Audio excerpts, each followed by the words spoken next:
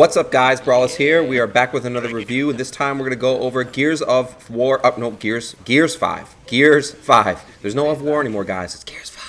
Anyways, I'm going to do this in a little bit of a different style than I normally do. So normally I'll do an in-depth, long breakdown, 10 to 15 minutes long of a game. This time, guys, I'm just going to kind of do like a rapid-fire review where I go through it, I touch on the most important points, most important criticism, and give you guys my honest feedback so you guys can have a takeaway from this video from somebody who's an honest reviewer. So one of the main reasons I'm going to be going over this review is because I've seen a lot of articles trashing Gears of War, and a lot of people looking at it like, oh, you play Kate, you play a female, so it must be woke, right? Actually, no, it's not. But we'll get into that in a second. So first of all, let's talk about Gears 5. So Gears 5 takes place straight after Gears 4. You play as, you actually don't only play as Kate. You play as a few other characters. But once you take over Kate, you kind of take over her story. And her story, for those of you guys who don't know, spoiler alert, if you plan on playing Gears 4, or Gears of War 4, by the way, is that you have this mysterious amulet that you got from Myra, I think her name is, the queen of the Locust Queen.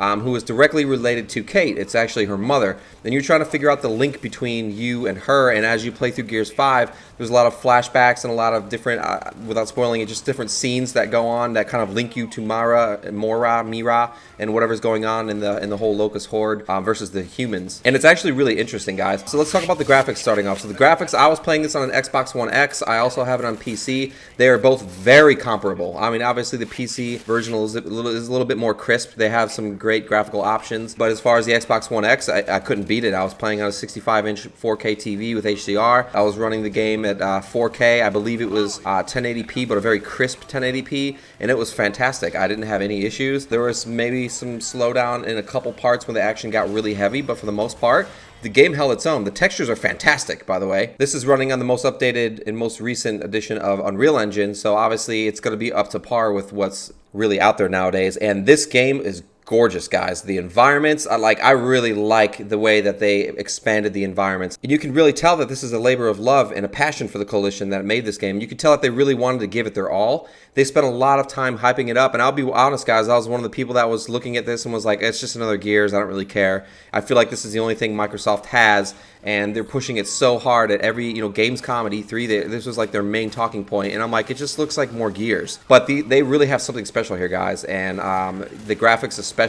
The game's gorgeous. It runs beautifully smooth. I believe that they're pushing the limits of what this current generation of hardware can do, and I really like that near the end of this console cycle, this game is able to set a new bar as far as what we're looking forward to in the future for next generation. 60 frames per second, 4K gameplay, the whole lot of it. So sound design.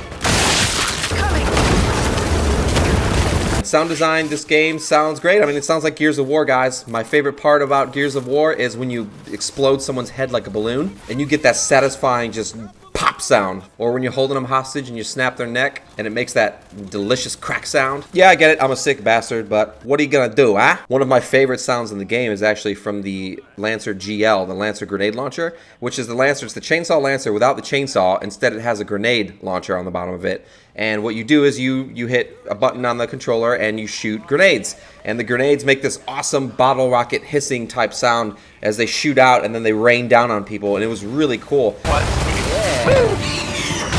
That's pretty cool. I really like the different guns in the game, and I really enjoyed the different sounds that each one of them had. It just sounds meaty, and it just sounds like, yeah.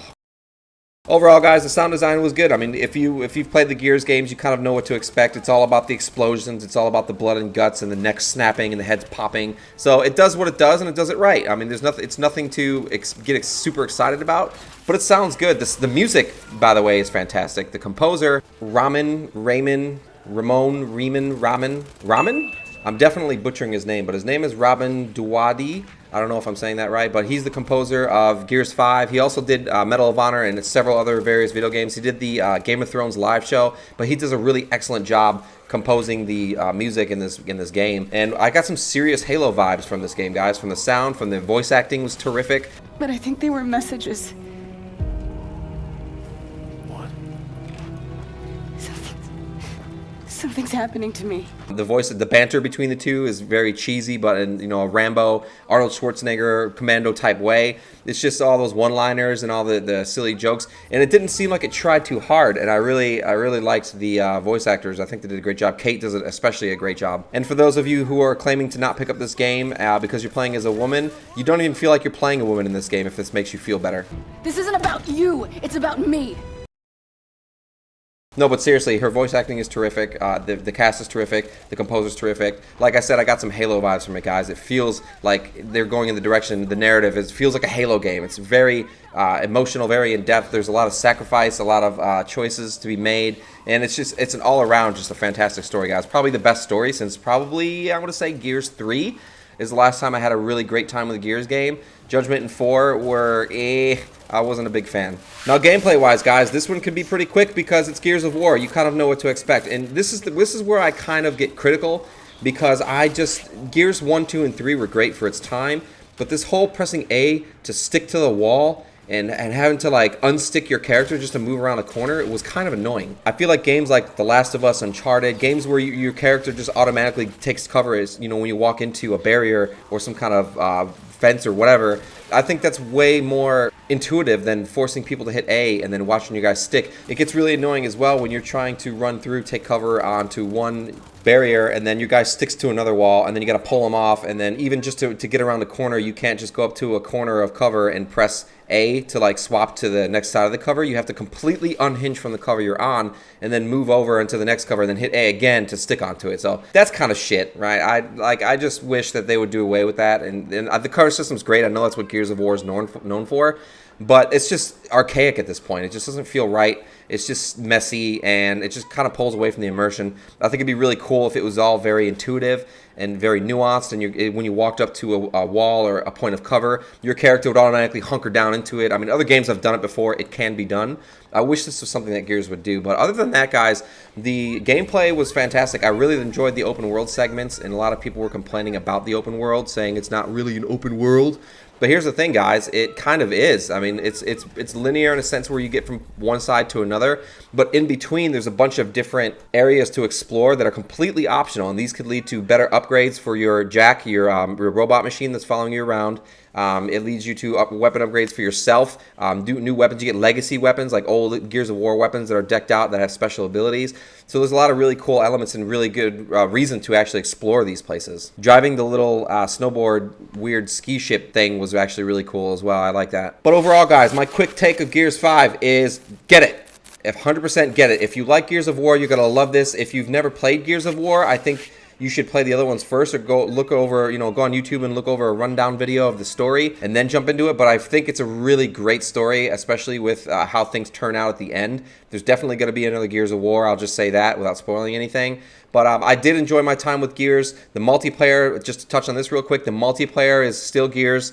It's exactly what you expect. There's a couple different game modes. The Horde mode, exactly what you expect. You know, there's a Horde mode where you go waves 1 through 50 and you set up a little machine and you can deposit your points in there. And it gets harder and harder with each wave, so it's excellent. And then there's also the escape mode. In the escape mode, I was kind of confused. I played the escape mode several times, and I left kind of underwhelmed, I guess. I don't know if I wasn't doing something right, but I was getting through the map, I was surviving, I was hitting the time limits, but I was just kind of wondering if there was going to be more. It felt just kind of unfinished, kind of like half of an idea, I guess.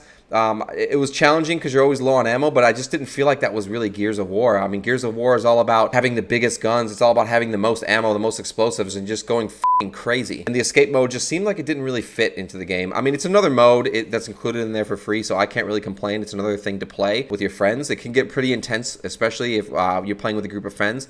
So overall, it's a complete package, guys. You can't really ask for more.